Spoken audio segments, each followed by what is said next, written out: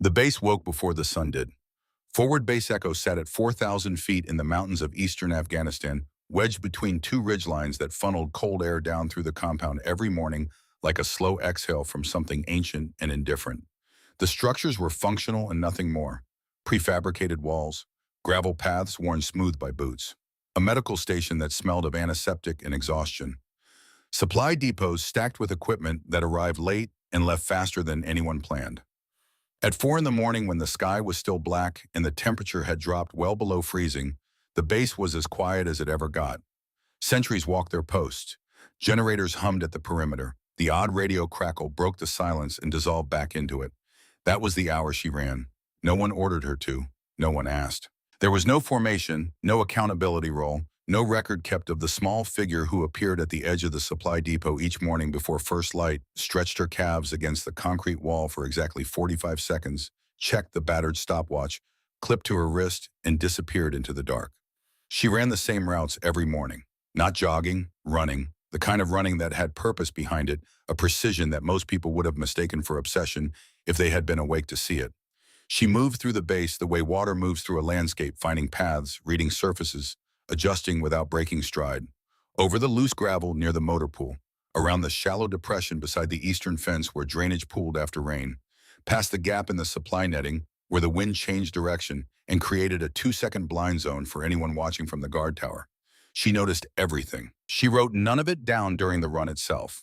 She carried only the stopwatch, clicking it at specific points along each route, reading the numbers in the dark with the calm of someone for whom the data no longer surprises.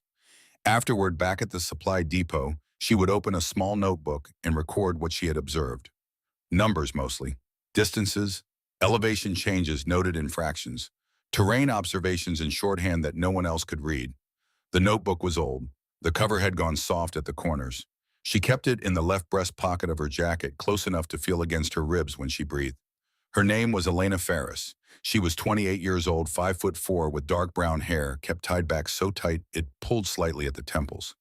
Her face was lean from years of training, with the particular thinness that comes not from deprivation, but from a body that burns everything it takes in and asks for more. Her eyes were a quietest shade of gray, not cold exactly, though people described them that way when they first met her. More like glass that had been cleaned so thoroughly it stopped reflecting and started transmitting instead. They watched more than they spoke. She had arrived at Forward Base Echo 11 weeks earlier under a civilian contractor agreement. Her official designation was Logistics Support Specialist Category 9B. Her role was transport coordination for medical supply lines, scheduling inventory verification, route planning for vehicle convoys running between the base and the forward aid stations in the valley below. It was not glamorous work. It was not the kind of work that anyone paid much attention to, which suited her precisely. She did it with the same care she brought to her morning runs. Supply manifests were accurate. Delivery windows were met. When a shipment came in short, she had already identified the shortfall 24 hours earlier and sourced a replacement through a secondary channel that no one had thought to use before her. The logistics officers noticed her efficiency the way people notice a well-functioning piece of equipment, with the vague, distracted satisfaction of something that is not currently broken. Nobody learned her name for the first 3 weeks. They called her 9B, or simply Logistics. She did not correct them. She also spent time at the medical station, which nobody had asked her to do, and which Dr. Marcus Holt had noticed on her third day and considered questioning. She appeared each morning during the early shifts, standing in the corridor near the supply room notebook, open, watching the medics work, watching what they reached for first, in what order supplies were organized during an emergency deployment, what the hands did before the mind fully caught up. Holt had asked her once what she was doing there. Learning, she said. You're not a medic. No, you're not authorized to. I know, she said. I'm not touching anything. I'm just watching. She met his eyes without apology. Is that a problem? He had considered asking her to leave. He considered it 3 more times over the following weeks, and each time something stopped him. The quality of her attention, perhaps, or the fact that she never once got in the way. Never asked questions that wasted anyone's time, just watched with those gray eyes and wrote in her notebook and left before the shift changed. He did not know what she was learning. He knew she was learning it thoroughly. There are men who carry their grief quietly folded into the ordinary business of living, and there are men who carry it like a drawn weapon, not aimed at anyone in particular, but present nonetheless. Sergeant Brad Kowalski was the second kind. He was 58 years old and had been in the United States Army for 31 years. His face showed most of those years deep lines around the eyes, a jaw that had set itself hard for so long it had forgotten how to relax, hands scarred at the knuckles from work and weather, and the kind of incidents that never made official reports. He was not a tall man, but he carried the physical presence of someone who had spent decades making himself immovable, and it had settled into his posture so completely that even standing still he seemed to be bracing against something. He had served in the Gulf. He had served in Iraq. He had done 2 rotations through this particular theater and returned each time with less of whatever it is that keeps men light. His record was spotless. His soldiers respected him without warmth, the way you respect a sergeant who is always right and never easy. He first saw Elena Ferris on her 3rd morning run. He was crossing the compound at 0420 to check on a vehicle flagged for maintenance when he saw her emerge from the shadow of the supply depot. He stopped. He watched her take position at the wall, stretch, check the stopwatch, and run. He watched her route. He watched the way she moved, not with the heavy deliberateness of a soldier running for fitness, but with something lighter and more intentional, as though she were solving a problem only she could see. He stood there for 90 seconds watching her disappear into the dark. Then he went back to his quarters and looked up her personnel file. What he found was thin. University of Minnesota. Track and field scholarship, mixed terrain specialization. Degree in logistics and supply chain management. 3 years in civilian contract work with military support organizations. One notation that had been partially redacted, the visible portion, reading only TMSY Program Assessment, Grade A. Below it in smaller text, voluntary continuation approved. Non-military capacity only. Kowalski stared at the redacted section for a long moment. Then he put his phone away and walked to the vehicle bay with his jaw set at the angle it occupied when something was working at the back of his mind.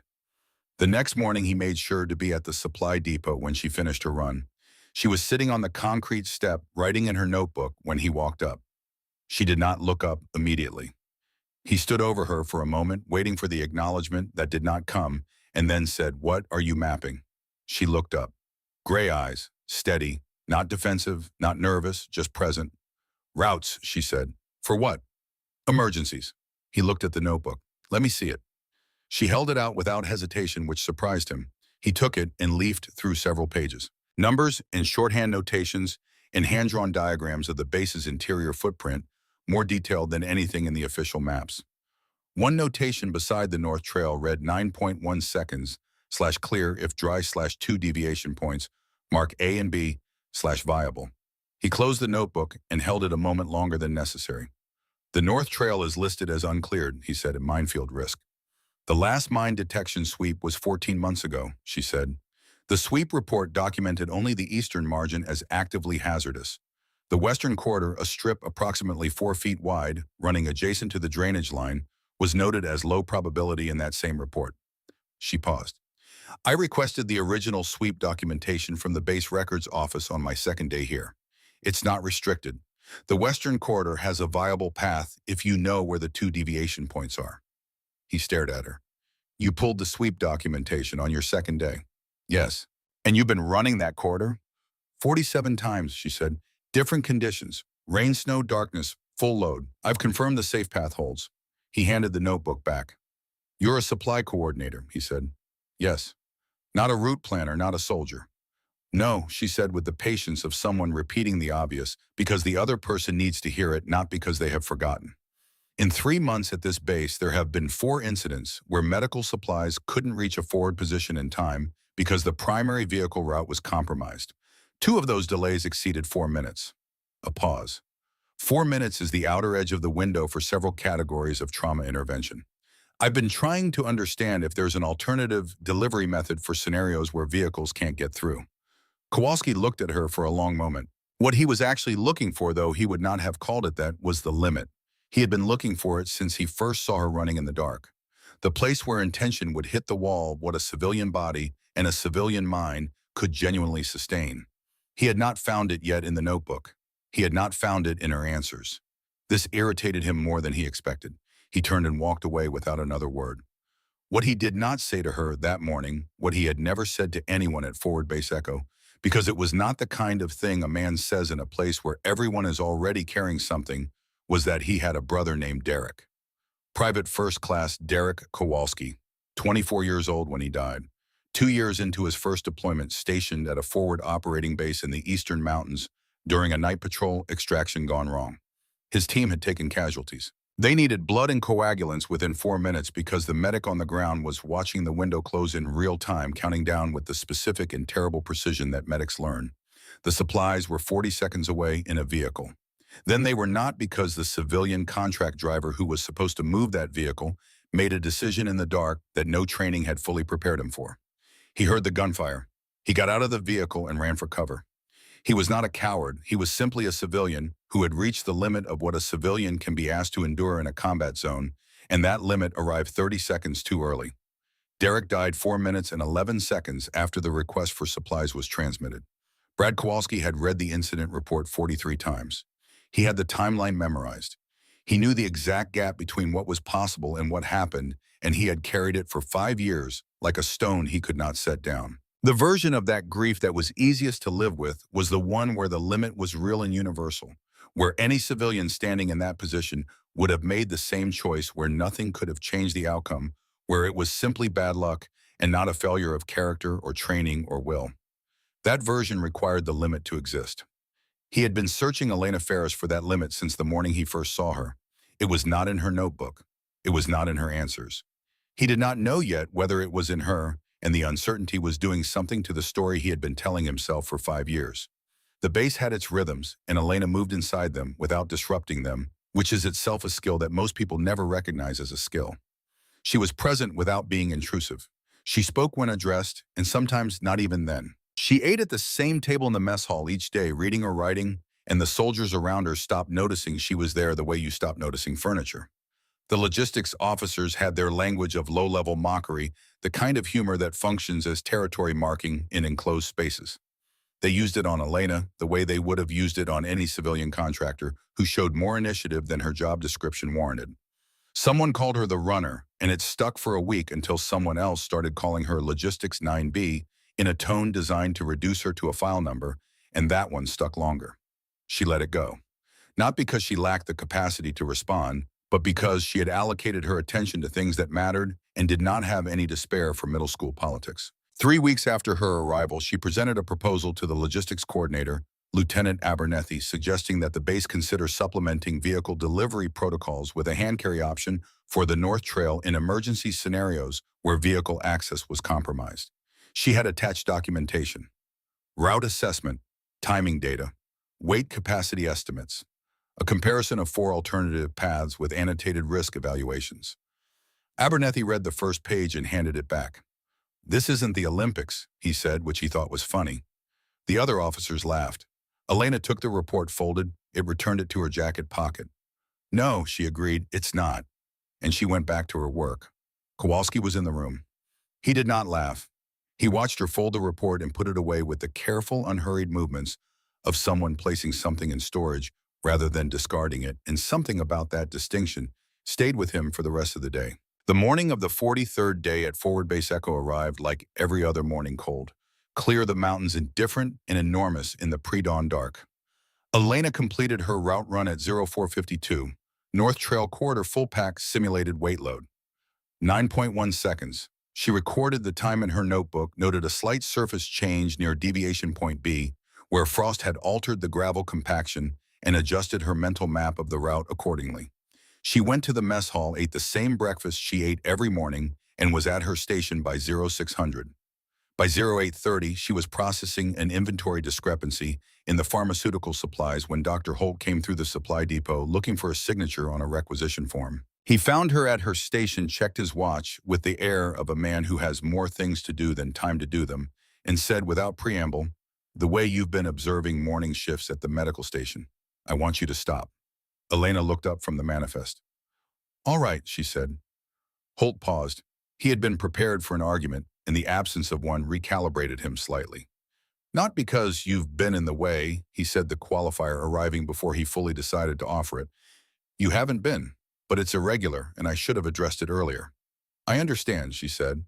He looked at her for a moment, then he signed his requisition form, set it on her desk, and left. In the corridor, he slowed without stopping, turned the interaction over once in his mind, and continued on without being able to explain why the exchange left him with the faint, specific dissatisfaction of a man who has said the correct thing and is not sure it was the right thing. The radio call came at 0834. It came through the base communication channel and simultaneously through the medical station frequency, and the voice on the other end carried the particular combination of control and urgency that appears only when someone with training is managing something they are not certain they can manage. Base Echo, this is Sierra 7. We have a man down. I say again, man down.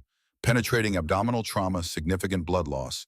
Need type O negative and epinephrine 1 milligram pre-measured in hemostatic gauze. Time critical. Estimate 3 minutes before we lose him. Petty Officer Jake Weston, 29 years old, SEAL team.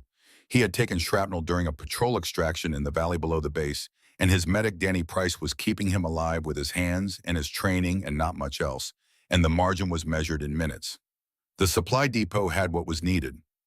The problem was the distance. Vehicle access to Sierra 7's position had been blocked since the previous night by an IED detonation that had collapsed a section of the primary access road. The secondary route through the Eastern Passage added 11 minutes to any vehicle transit. A helicopter request had already been submitted and denied weather sealing, too low, too much small arms activity in the quarter. 11 minutes was 8 minutes too many. Lieutenant Abernethy was on the radio requesting helicopter clearance again. Dr. Holt was pulling supplies and running a calculation that kept arriving at the same answer, no viable route. Kowalski stood at the map on the wall with his hands on the table, his jaw at the angle it occupied when he was absorbing something he could not change. Elena was already moving. She crossed the room to the supply shelf without hurrying, which was the thing that made people notice her first, the complete absence of panic in a room full of it. She pulled the type O negative pouches and checked the temperature indicator on each one.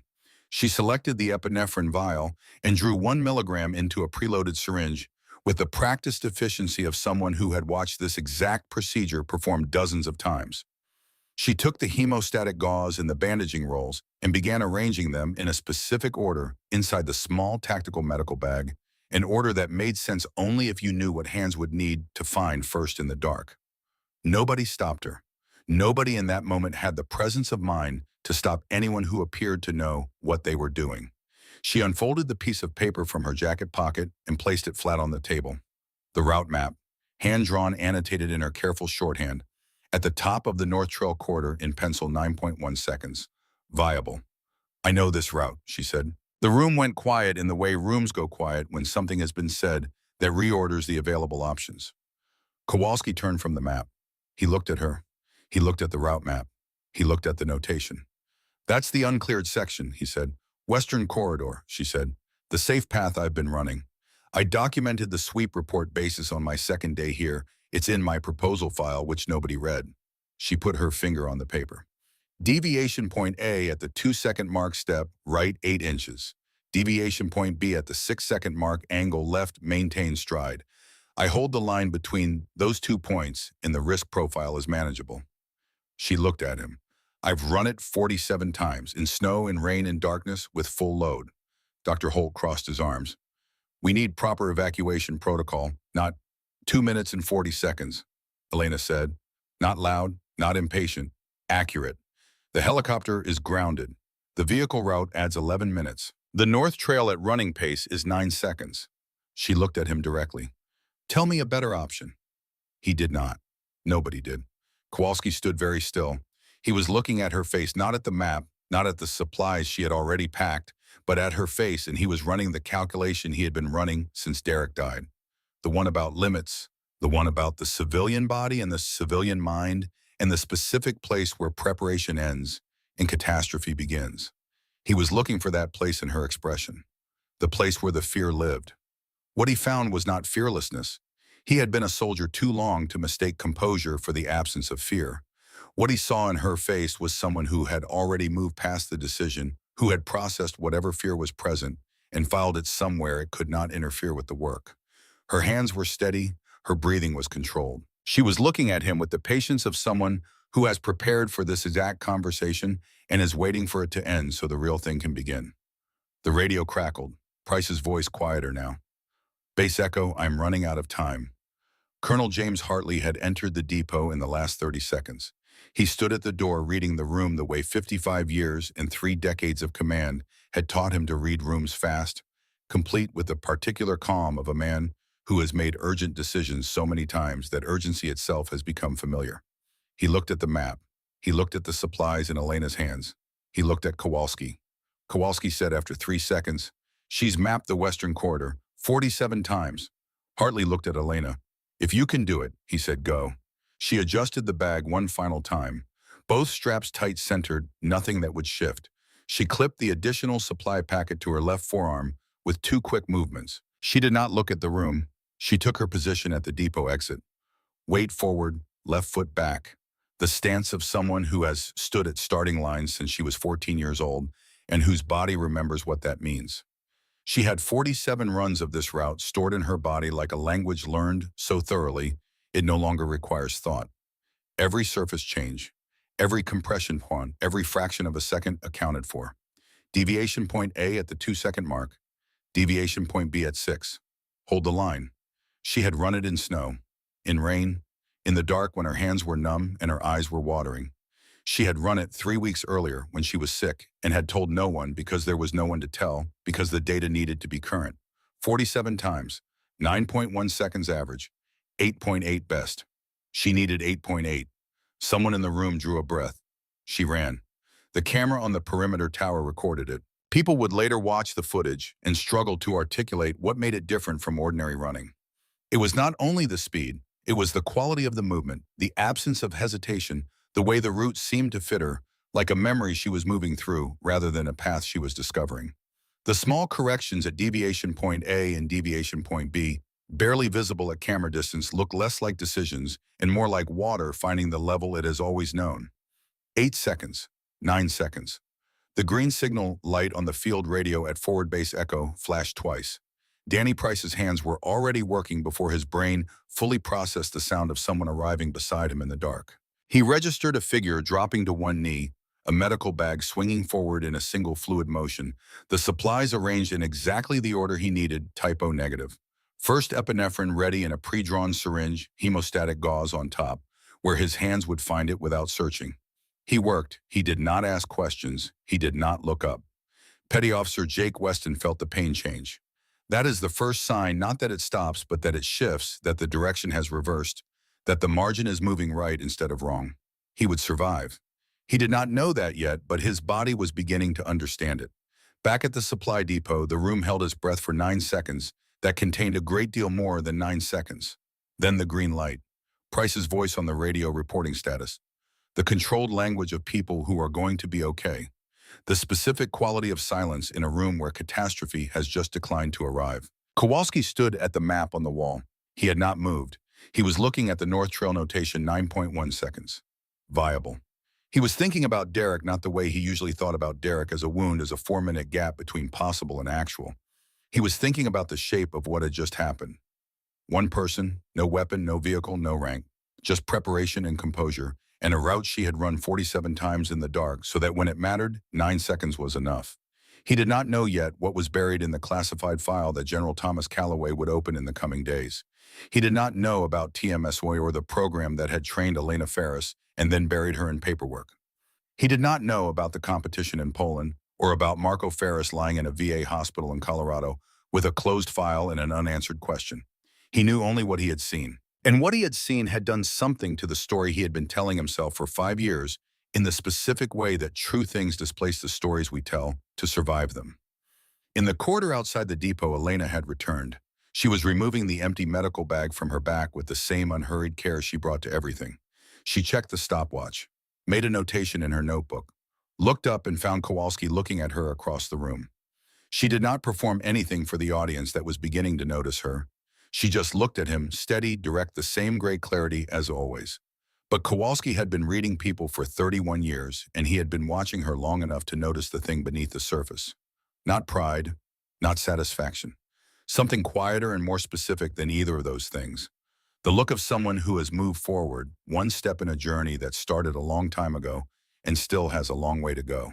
He did not know what the journey was, but he knew with the particular certainty of a soldier who has just felt the ground shift under a position he thought was solid that he had been wrong about her.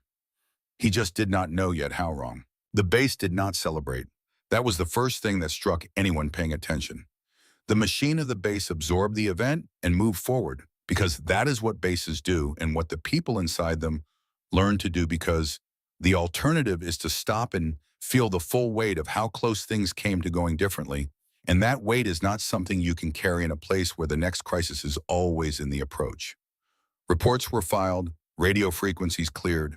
Dr. Holt updated his board and began accounting for the supplies that had left the depot outside normal protocol.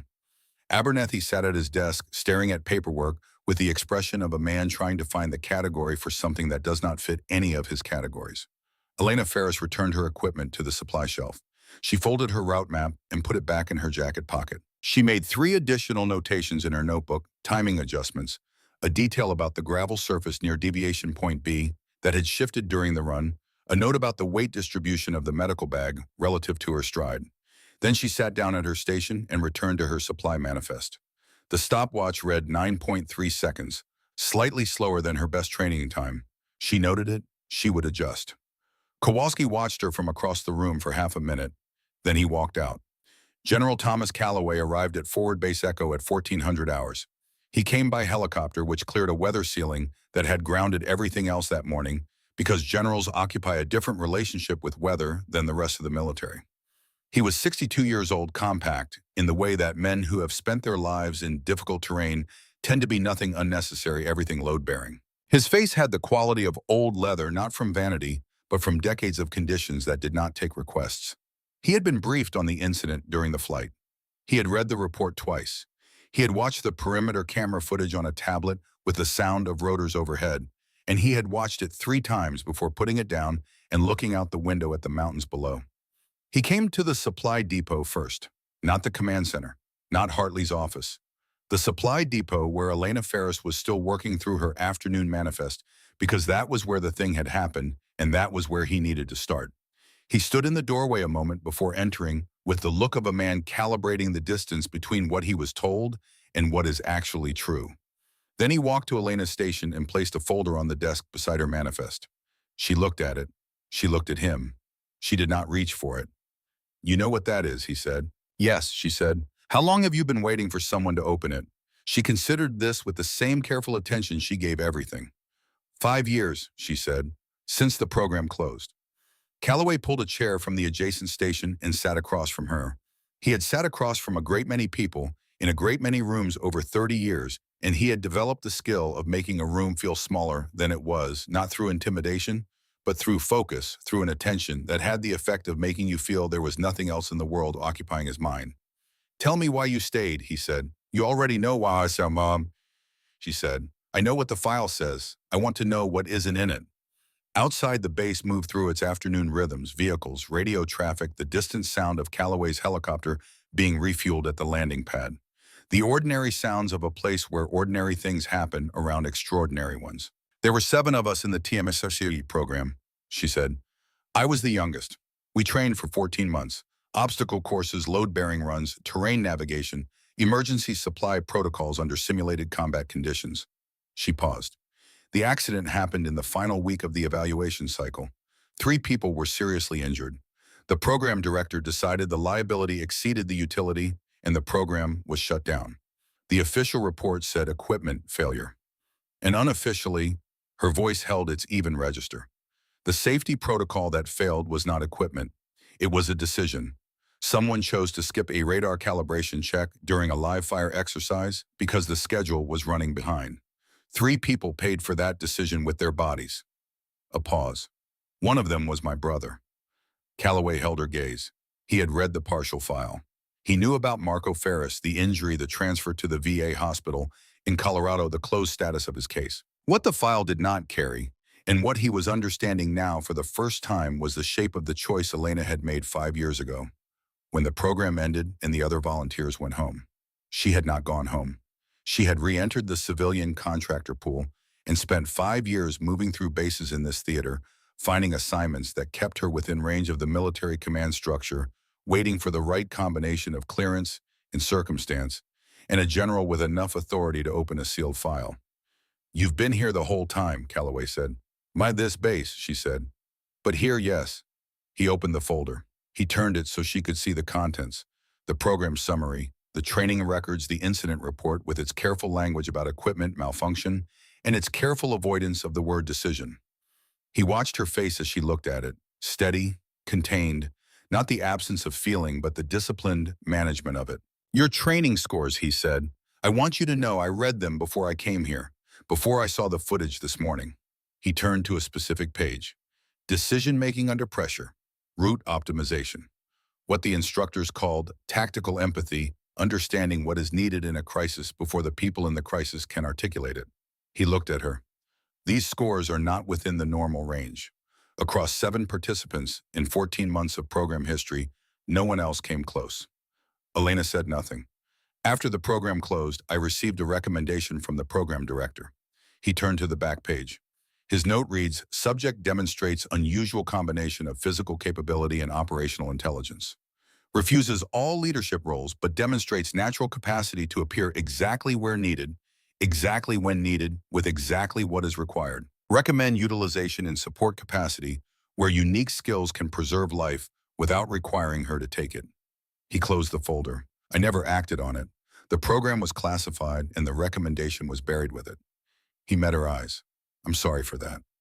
Elena looked at the folder on the desk. Something in her posture shifted, not softening, not collapsing, but a slight realignment, the kind that happens when a door you have been pushing against for a long time opens without warning. There will be time for that conversation, she said. First, I need to know if you have the authority to reopen the incident investigation. Calloway held the silence for a moment. Then, yes, I do. Then that's where we start. Danny Price came to the supply depot at 16:30. He was still in his field kit, which told you something about his priorities. He was 32 years old, a SEAL team medic with 8 years of training that had made his hands faster than most people's thinking in emergencies, and he walked in with the expression of a man who has spent several hours arriving at something he needs to say. He found Elena at her station. He stood in front of her desk, and she looked up and waited. He held up the tactical medical bag. 8 years, he said. I've had supplies delivered in the field by other medics, by logistics personnel, by helicopter drop. I've had bags handed to me in firefights. Nobody has ever packed a bag for me the way this was packed. He set it on her desk and went through it from memory. Typo negative in the front pocket, temperature checked 3 units. Epinephrine pre-drawn in a 1 milligram syringe cap color-coded. Hemostatic gauze on the top layer rolled for single motion deployment. Bandaging underneath in the order he used it, not by size, not alphabetically. In the exact sequence, his hands followed in a penetrating abdominal presentation. I didn't know you knew that sequence, he said. I watched you run 3 trauma simulations during morning shifts, she said. Over 6 weeks, you reach for hemostatic gauze first in penetrating abdominal cases. You draw epinephrine before you need it when you have more than 30 seconds to prepare. You prefer bandaging pre-rolled rather than folded because it saves approximately 4 seconds per application. She looked at him. 4 seconds matters. Price was quiet for a moment. You watched me for 6 weeks and I never noticed. No, she said. He turned the bag over in his hands. Who trained you in medical supply packing? No one, I learned it by watching. He looked at the bag, he looked at her. Weston's alive, he said. He's being transferred for follow-up care, but the prognosis is good. He set the bag back down. That's because of what you brought and how you brought it. She nodded once. He started to leave. Stopped. Turned back. How did you calculate 9 seconds specifically? I ran the route 47 times, she said. He stood with that for a moment. Before today. Before today. He left without another word. It was the most respectful thing he could have done, and she recognized it as such. The conversation between Elena and Kowalski did not happen the way Kowalski had been preparing for it. He had been thinking about it since the green light flashed on the radio, during the debrief with Hartley, during the conversation in the corridor with junior logistics officers doing what people do after close calls, talking too much, filling with words the space where fear had been. He had been preparing the way a man with 31 years of Army behind him prepares for hard conversations, thinking through what needed to be said, the correct sequence, the precise acknowledgement. He did not get the chance to initiate it. She was waiting for him. She was sitting on the concrete step outside the motor pool, Kowalski's evening ritual, the overnight vehicle maintenance check when he arrived. Notebook open, pen in hand, not writing, watching him approach. He stopped in front of her, She reached into her jacket pocket and took out her phone. She turned it so he could see the screen.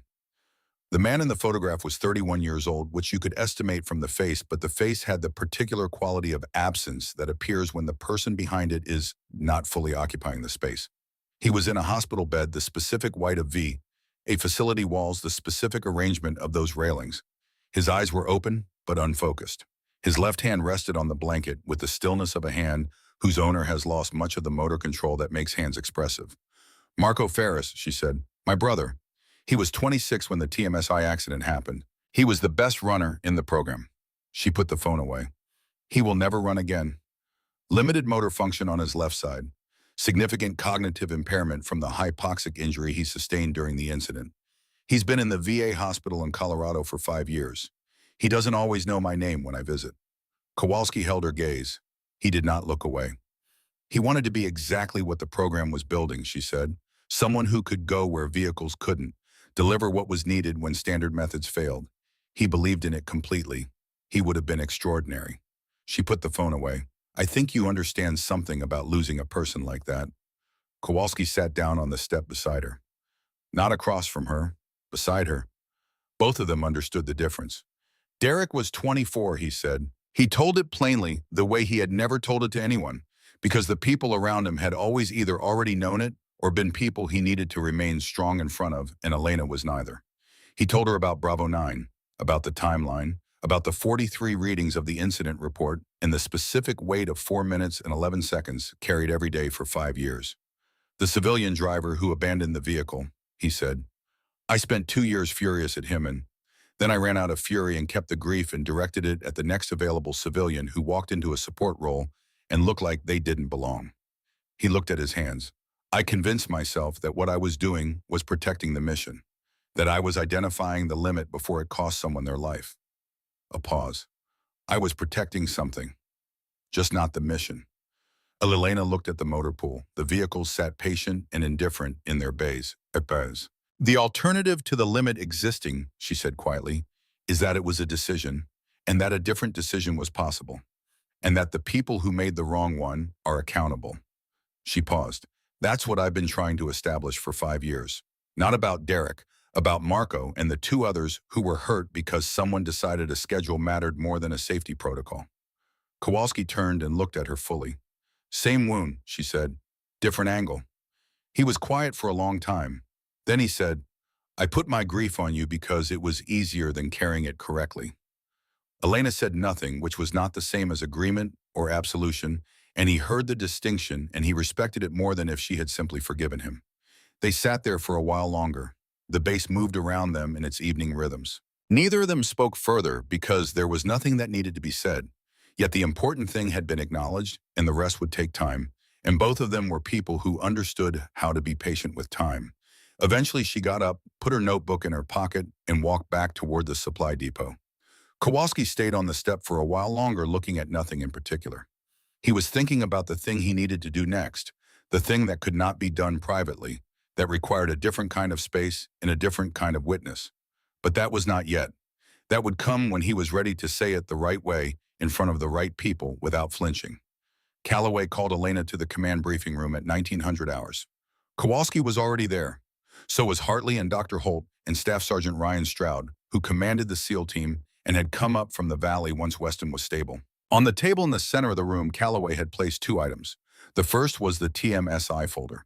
The second was a photograph printed from a digital file, slightly grainy, in the way of images that have been compressed and stored across many years and many systems. Elena looked at the photograph. She had not seen it in 5 years, but she knew it immediately, the finish line in an outdoor setting, mountains behind it, a crowd of people in military and civilian clothing, all of them looking at the course rather than the camera, and crossing the finish line, head down, full stride, the small figure of a 23-year-old woman who would be 28 today. Below the image, a timestamp, a course designation, and in the typeface of an unofficial program record, E. Ferris, 9.04 seconds. This photograph was taken at an informal military assessment program in Poland 5 years ago, Calloway said. Mixed terrain obstacle course, designed to simulate emergency supply delivery routes in mountainous combat environments. He looked at Elena. 9.04 seconds was not just a record. It remains the fastest time any participant in any iteration of that program has ever recorded. Stroud had said nothing since arriving. He was the kind of man who formed opinions before expressing them, and he was still forming this one, looking at the photograph with the focused attention of someone reading a document in a language he is not fluent in, but is beginning to understand. The assessment program was connected to TWNMSY, Calloway continued. It was the final phase of evaluation, a field demonstration under conditions as close to operational as could be managed outside an actual combat zone. You were the only participant to complete all phases of both programs. And then the program closed and you disappeared from the records. I didn't disappear, Elena said. No, Calloway said. You didn't. You just kept working. Holt spoke from the wall where he had been standing with his arms crossed. He had been revising something since that morning, and the revision was visible in the changed quality of his attention. The way you packed that bag, he said. I've been doing trauma medicine for 18 years. I couldn't have packed it better myself. You taught me, Elena said. I didn't teach you anything. You did? You just didn't know you were doing it. Calloway let that settle. Then he said what he had come to say. I want to formally recognize what you did today, and I want to discuss what role, if any, you'd be willing to take in developing a formalized version of what you've been doing informally for 5 years. He paused. We owe you that conversation at minimum. Elena nodded. She looked at the photograph on the table, the folder beside it. She looked at the assembled faces and read each of them. Hartley, Holt, Stroud, Kowalski, and in each face she saw the same thing at different stages of completion, the distance between what they had assumed and what they now knew being measured in real time. I appreciate that, she said, and I'm willing to have that conversation. She paused. But there's something I need first. Calloway waited. The TMSI incident investigation was closed without a finding of human error. The official record attributes the accident to equipment malfunction. That finding is wrong. She looked at him directly. Marco Ferris and the 2 other people who were injured deserve an accurate record. Not for compensation, not for litigation, for the record, because what actually happened should be what the record says happened. She set her hand on the folder. You have the authority to reopen that investigation. That's what I need. The room held a particular stillness. Kowalski raised his head. His voice was even. She's right, he said. The record should say what happened. Calloway looked at him, then at Elena. He let the silence run for several seconds, not the silence of hesitation, but of a man measuring the weight of what he is about to commit to. Yes, he said, I can do that. Something shifted in Elena's posture, not relief, not the loosening of tension, but the kind of change that happens when a weight you have been carrying in one hand for a long time is finally distributed between both. Not gone, but no longer all on one side. Stroud spoke for the first time. I want to speak with you. The whole team when Weston is stable enough. He held her gaze with the direct, unembellished attention of a man who does not offer respect casually. Not to recruit you, to learn from you. Elena looked at him. All right, she said. Calloway reached back into the folder and produced one more document, a training assessment from the TMSY program, dated 5 years earlier. Near the bottom in the program director's handwriting, subject demonstrates exceptional capacity to be exactly where needed, exactly when needed, with exactly what is required. This is not a skill that can be fully trained. It is a disposition. Rare. Do not waste it. He placed it in front of Elena. She read it. She did not react visibly. But her hand resting on the edge of the table went still in the way hands go still when a person is holding something in. Then she picked up the folder, tucked it under her arm and said, I'll see you in the morning. She walked out into the mountain air. The base was settling into its night rhythms, generators and sentries, and the distant sound of the helicopter that had brought Calloway back to its parking position. She stood for a moment with her hand on the stopwatch at her wrist, feeling the familiar, worn surface of the casing. Somewhere in Colorado, Marco Ferris was in a room with white walls. The file was going to be open. The record was going to say what had happened. It was not everything. It was enough to move forward. She started walking. Petty Officer Jake Weston was conscious by morning. Not fully consciousness after significant blood loss returns, the way light returns to a room whose curtains are being opened slowly from outside in gradations rather than all at once. But he was conscious enough to recognize Price's face at the bedside and to ask in the specific voice of a man who is not yet certain his own body belongs to him again, what had happened. Price told him plainly the way medics tell things in sequence without embellishment because the facts are sufficient. The supplies, The route, the 9 seconds. The woman who had run 47 times in the dark so that when one run mattered, she could cover the ground in less time than it takes to draw a full breath. Weston listened with his eyes closed. When Price finished, Weston said, "She's not military. No rank, civilian contractor." A pause. "I want to meet her before the transfer." Price looked at the clock. "You have 20 minutes. Elena came. She walked into the medical station and stood beside the cot, and Weston looked at her the way soldiers look at things they need to understand directly without performance, taking the measure of what is actually in front of them. 12 years in special operations, he said. I've seen people do things that shouldn't be possible. Men I'd trained with for years doing things under fire I couldn't fully explain afterward. He looked at the ceiling for a moment, then back at her. What you did yesterday wasn't like that. It wasn't the kind of impossible that depends on adrenaline or on something breaking open in a person that they didn't know was there. He paused. It was the other kind. The kind that comes from doing something 47 times in the dark because you decided it mattered. That's harder. That takes longer. And it's worth more. You would have done the same thing, Elena said. No, Weston said, and there was no false modesty in it. Just the honest answer of a man who knows exactly what he is and is not capable of. We would have tried to fight through. You found a way to go around. That's not the same thing. That's not what we're trained for. He extended his hand. Thank you. She shook it. His grip was diminished, but his intention was not. On her way out, she passed Dr. Holt in the corridor. He looked at her and said, I owe you an apology. You were doing your job, she said. I was doing it badly, he said. There's a difference, he held her gaze. I'm going to do it better. She nodded and kept walking. Holt stood in the corridor and watched her go with the expression of a man who has just been extended a generosity he had not earned and is now obliged to justify it with his work.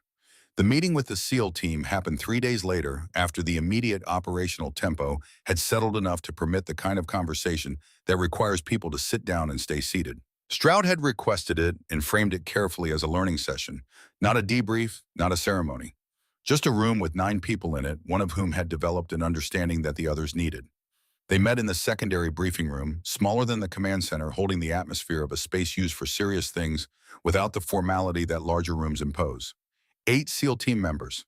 Stroud at the head of the table. Elena at the side, not the head, not the foot where she would have chosen to sit anyway. The questions that followed were not the questions people asked to fill silence. They were the specific questions of professionals recognizing competence in an adjacent domain and wanting to understand it on its own terms. A team member named Birchfield asked about terrain reading, how she had identified the safe corridor through the uncleared section, whether the methodology could be taught. Elena answered without simplifying. She described terrain as a language not the way it appears in military manuals, as a checklist, but as a text to be read. A slight depression indicating recent percussion.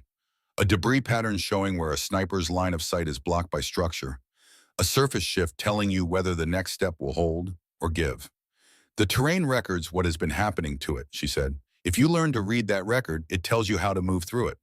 Another team member, Gareth, asked about the medical bag, specifically the order of contents. I watched Price work, she said, for 6 weeks, without him knowing. That's a different kind of intelligence preparation. Gareth said not critically but observationally, the way a man names a thing he has just understood he does not have a word for. Tactical empathy, Elena said. Understanding what someone needs before they can ask for it. In a crisis, the person in the crisis is managing the crisis. They cannot also manage the communication of their needs. You have to know what those needs are before you arrive. The room held a particular quality of concentrated silence, 8 people thinking simultaneously about one thing, which is a sound you can almost hear. Stroud leaned forward. We train extensively to read enemy positions and intent, he said. We don't train not formally to read the needs of the people we're protecting with that level of specificity. He looked at Elena. That's the same skill applied in the opposite direction. Yes, she said. He sat back. He was 40 years old and had spent those years building a particular structure of knowledge he thought of as complete, and the specific discomfort of discovering a domain you lack is not pleasant. But Stroud had made peace with discomfort long ago and knew the difference between having something taken away and having something added. This was the second kind. We want to learn this, he said. Whatever you're willing to teach. I know, she said. That's why I came. The formation was called for 0700 on a morning with a particular quality of mountain light that has not yet committed to its angles, everything visible, nothing yet casting shadows. Hartley gave no specific reason in the order, which was unusual enough to generate the low specific hum of a community anticipating something it cannot yet name. Elena stood at the far edge of the assembled group, where she always stood in collective spaces, present, but not central, paying complete attention and asking nothing in return. Hartley spoke with the measured language of command. He acknowledged the events of 3 days earlier.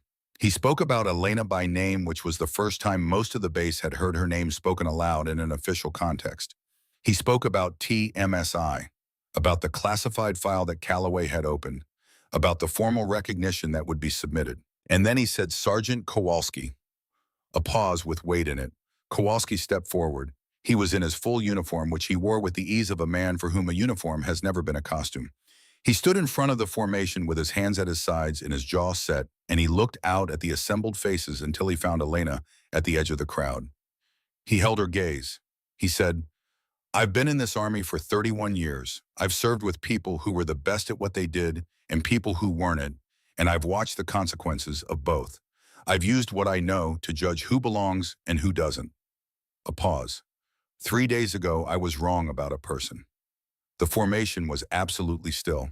I was wrong in a way I made public in front of this unit over a period of weeks. I want to correct that publicly. Another pause.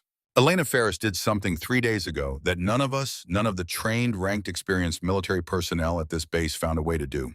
She did it because she had been preparing to do it quietly, without asking for anything from anyone for longer than most of us knew she was here. His voice held its register. Then something in it changed, not broke exactly, but shifted the way a load-bearing element sounds different when the weight upon it redistributes. My brother's name was Derek Kowalski. He died 5 years ago at Bravo 9 because a supply run failed.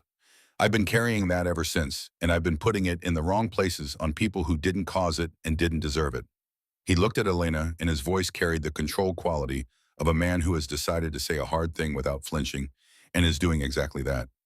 She lost her brother too, not to death, to something that takes longer to grieve because it doesn't have an ending. And she came here anyway. She prepared and she waited and she ran 9 seconds through a minefield corridor because that was what was needed. A single beat of silence. I was wrong about her, and this unit deserved better than the version of me that couldn't see that. He looked at Hartley. I'm recommending the implementation of a formalized training program based on the principles she's been developing independently. We're calling it the 9S protocol. Hartley said without ceremony, "Authorized." Kowalski stepped back into formation. The silence lasted 3 seconds. Then from somewhere in the middle of the assembled group, applause began. Not the formal applause of ceremony, not the polite applause of obligation, but the involuntary kind that starts in the chest before it reaches the hands, the kind that means something is being released. It spread through the formation quickly, the way things spread when they are true, and it lasted longer than anyone planned. Elena stood at the edge of it without moving. She was looking at Kowalski, and what was in her expression now was different from the steady, contained quality of the past weeks. It was more open. Something that had been standing behind a door for 5 years, listening to the sounds on the other side, had just heard the lock turn. It was not forgiveness precisely. It was something more complex than forgiveness. The acknowledgement that grief does not make you wrong and does not make you right, that it only makes you human, which is its own category and its own kind of difficulty. She nodded at him across the distance of the compound. He nodded back. It was sufficient. 2 weeks after the formation, Elena drove a rental car from Denver International Airport to the VA Medical Center in Aurora, Colorado. Calloway had arranged the leave 7 days, the first she had taken in 11 months. She had not asked for it. He had given it because he understood that bureaucratic processes and human ones do not always operate on the same timeline, and that sometimes the human ones need to be given space to move at their own speed. The drive took 40 minutes. She knew the way without consulting the directory. She had made this walk 31 times in 5 years, through every corridor change and renovation, and her body remembered the route, the way it remembered the paths she ran at 4 in the morning without requiring her conscious attention.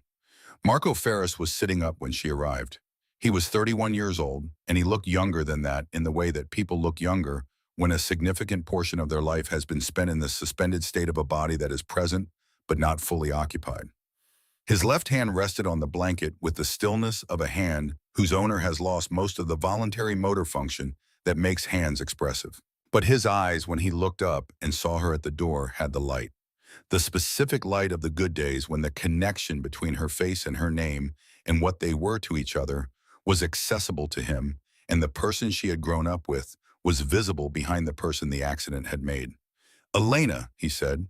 His voice was slower than it used to be, shaped differently by the injury, but it was his voice. "Hi, Marco," she said, and sat down in the chair she had occupied 31 times. They talked about small things first. She had learned over 5 years of visits that the important things needed time to arrive, that you could not walk in and immediately say what you had come to say, that the connection needed to be established, warmed, trusted, before it could carry weight. When the time was right, she told him about the investigation. She told him what Callaway had authorized. She told him the record was going to be corrected, that the finding of equipment malfunction was going to be replaced with what had actually happened, that the decision that had cost him 5 years was going to be named as a decision and attributed to the person who had made it. Marco listened. His right hand moved on the blanket in the small, repetitive gesture she had come to understand as the way he processed things that were larger than language in that moment. "You did that," he said. "Callaway did it," she said. "I asked him to." "Why now?" She looked at her hands. "Because I finally had something to offer him in exchange. Something that proved what we were trained to do, what you went into TMSIs to learn, that it works, that it was worth it." Marco was quiet for a long time. The afternoon light moved across his floor in its slow, honest way, the way time feels different in rooms where the ordinary velocity of the outside world has been replaced by something more considered. "Tell me," he said. She told him about Forward Base Echo, about Weston, about the North Trail and the 47 runs and the 9 seconds. She told it without embellishment, the way the story was complete with nothing essential left out. When she finished, Marco was quiet for a moment. Then he said, 9 seconds. 9.3, she said. Operational conditions, full load. My best clean run in training was 8.8. The corner of his mouth moved. Not quite a smile, his left side had limited mobility, but the intention of one, and she knew what that looked like. She had been watching for it for 5 years. "Better than me," he said. "No," she said. "I was 9.2 on my best day." "You were the best in the program." He looked at her with the light still clear in his eyes. "You were always faster," he said. "You just didn't want to beat your brother." She reached into her jacket pocket and took out the stopwatch. The battered case worn soft at the corners, the glass face carrying the fine scratches of years of daily use. She had clipped it to her wrist every morning at 4 o'clock in the dark, running routes nobody asked her to run, and nobody watched her run for 5 years until the morning she ran the one that mattered. She placed it in his right hand. His fingers closed around it slowly with the deliberate care of a hand that has to think about closing. He held it against his palm and felt its weight, the particular density of something that has been used for a long time, that has been carried and counted on and trusted. "When you're ready to give it back," she said, "I'll come and get it." Marco held the stopwatch and looked at it and said nothing for a long time. The afternoon light reached the far edge of the floor and began its slow recession toward evening. Down the corridor, a door opened and closed. The ordinary sounds of the place moved around them, indifferent and regular. 9 seconds, Marco said again, quietly. Not as a number, as the name of something. Yes, Elena said. She stayed until visiting hours ended. She drove back to Denver in the last of the daylight through the specific exhaustion that comes not from work, but from the release of something long held, a physical lightness that is also paradoxically a heaviness, the particular quality of finally being able to rest. The 9S protocol training began on a Tuesday. Kowalski ran it himself. He had prepared remarks. He did not use them. He stood in front of 8 junior soldiers in the pre-dawn cold and looked at their faces, young, alert, not yet knowing what they were preparing for, which is the condition of all preparation. And he said, the person who developed what I'm about to teach you wasn't a soldier. She carried no weapon. She had no rank, no official authority, no record in any system that most of us had clearance to see. He paused. She ran a route 47 times in the dark so that when someone needed her to run it once, she could do it in 9 seconds. That is the lesson, not the 9 seconds, the 47 times. He looked at them. Start your watches, he said. They ran.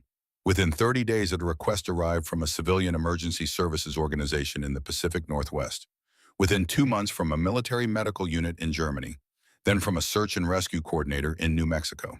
Then from a fire department in Arizona, a hospital emergency team in Maryland, a wilderness rescue unit in Montana.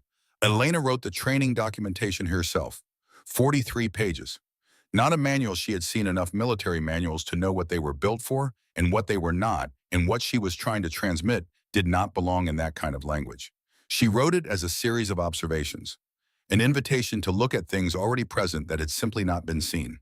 Its opening line, speed without purpose, is just movement. Purpose without speed is just intention. A life is saved in the space between them, but only if you have prepared for it before you needed to. She wrote it on leave in a motel room outside Aurora with the thin winter light coming through curtains that did not fully close.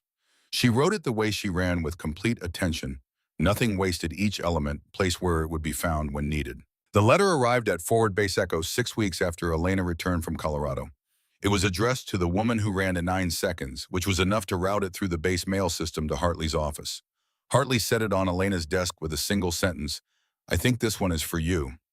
It was from a woman named Patricia Olson, a search and rescue coordinator with Harris County Emergency Services in Houston, Texas. She had read about the 9S protocol in a joint military-civilian emergency services bulletin. She described a flooding event 3 months prior, a storm system that had stalled over the Gulf Coast and put 9 inches of rain on neighborhoods still recovering from the last time this had happened. In one of those neighborhoods, a child had been trapped in a submerged vehicle on a flooded street. Standard rescue equipment could not reach the vehicle. The current was too strong for the inflatable boats. The aerial assets were committed elsewhere. The window for the child's survival was measured in minutes, then in seconds. Patricia Olson had read the principle in the bulletin: find the path that doesn't require force. Don't try to overcome the obstacle. Find the way around it. She had looked at the flooded street and seen running parallel to it a raised pedestrian walkway that the water had not yet reached. 8 feet wide, 200 feet long, leading to a position directly above the submerged vehicle. She had run it. She had gone into the water from a position where the current geometry worked with her. She had gotten the child out. The child's name was Mia. She was 4 years old. She was alive. At the end of the letter, Patricia Olson had written, "I don't know if what I did had anything to do with what you did, but I read about finding the path that doesn't require force, and I looked at that street and I found one. I wanted you to know." Elena read the letter twice. She folded it and placed it in her jacket pocket next to the route map and the notebook and the space where the stopwatch had been. She sat at her desk for a moment in the early morning quiet before the base had assembled itself into the day. She thought about Patricia Olson standing at the edge of a flooded street in Houston looking for the path. She thought about Price's hands finding what they needed in exactly the right order in the dark. She thought about Weston saying the kind that comes from doing something 47 times because you decided it mattered. She thought about Kowalski's voice holding steady through a speech that cost him something real, and the specific courage of saying "I was wrong" in front of everyone who had heard him be wrong.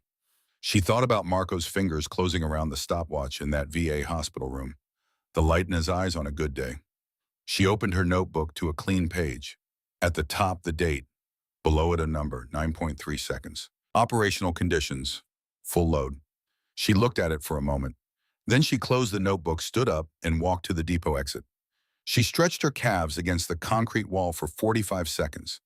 She looked at her wrist where the stopwatch had lived for 5 years and where the pale impression of its clip was still visible against her skin. She started her phone timer instead. Different weight, same purpose. She took her position, weight forward, left foot back. The mountain dark was complete and cold and utterly indifferent, the way it had always been, honest in the way that only things that do not care about you are honest, asking nothing, offering nothing, simply present in the way that terrain is present, waiting to be read. She ran. The contractual period ended on a Tuesday.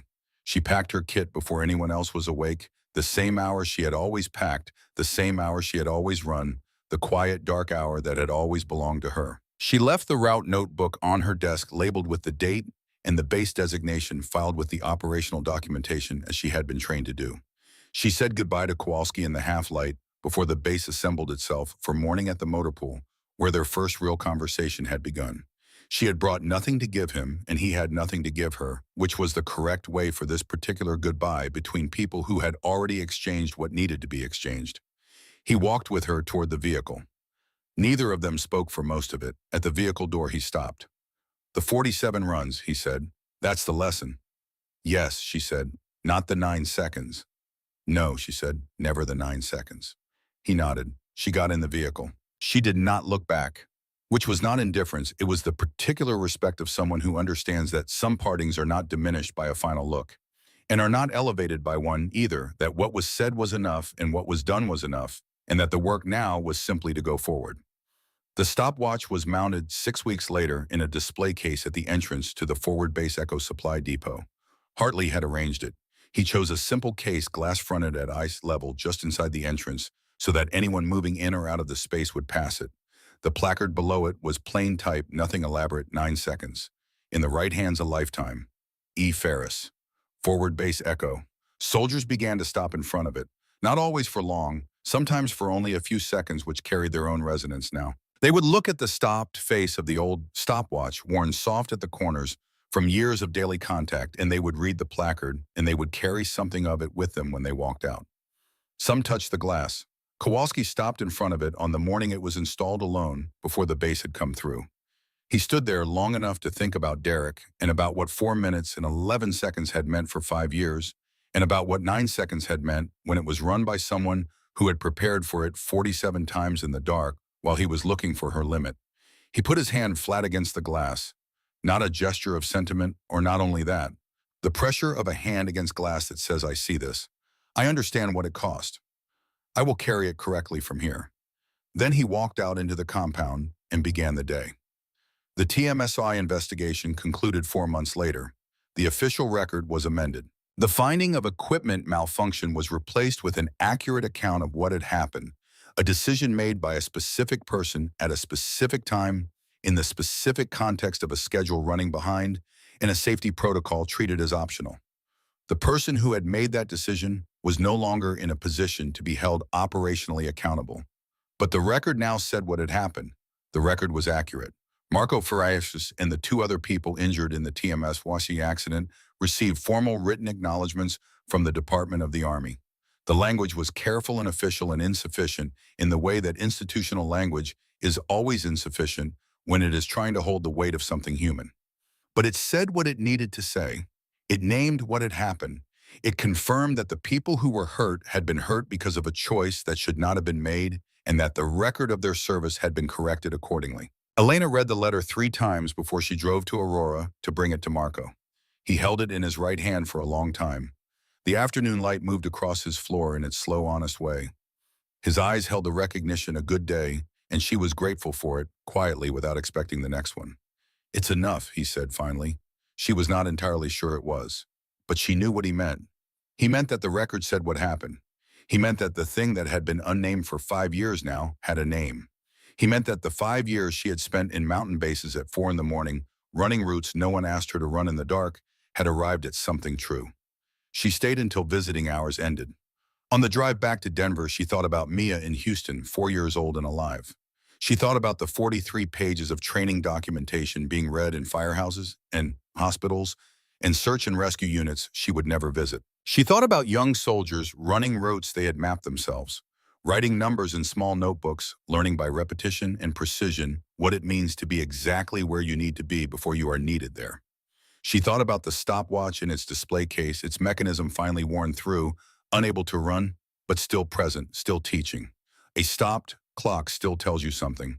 It tells you that at a specific moment time was being measured, that someone thought the moment mattered enough to count. At Forward Base Echo, the display case stood at the supply depot entrance through the following winter and the winter after that. The faces that stopped before it changed new rotations, new personnel, new soldiers who had not been there and would not know the name unless someone told them, which someone sometimes did. They knew the 47 runs. They knew the 9 seconds. They knew what the distance between those 2 numbers contained, which was the whole of it, which was everything that mattered about preparation and purpose, in the particular kind of courage that does not make noise, that shows up at 4 in the morning in the dark and does the work that will only be visible when it is needed, and only for 9 seconds and only once. In a VA hospital in Aurora, a man named Marco Ferris held a stopwatch in his right hand. On the good days, he could feel the ghost of running in his body, the phantom sensation of full extension, weight forward the ground coming up through the feet in a rhythm that needs no direction. He had been the best in the program. He was the only one whose record Elena had never officially beaten, though she had run faster, and both of them knew it. On the good days, he knew that too. And on the good days, that was something worth knowing. Somewhere Elena Ferris was running a new route. She had a new notebook and a new stopwatch and a new corridor of terrain to learn. She had a number in the notebook already, the first time the baseline, the starting point from which the data would accumulate across 47 mornings until the route was memorized in her body, and her body knew it the way it knew her own name. She was counting. She was always counting. That was the thing nobody saw, the thing that the 9 seconds did not contain and could not show all the 4 o'clock mornings that preceded it all, the cold and the dark and the indifferent terrain and the absence of anyone watching, all the times the stopwatch clicked and the number was wrong, and she adjusted and ran it again and again and again until the number was right and her body knew what right felt like, until there was no difference between the preparation and the action, until the route was not something she ran, but something she was. That was the lesson, not the 9 seconds. The 47 times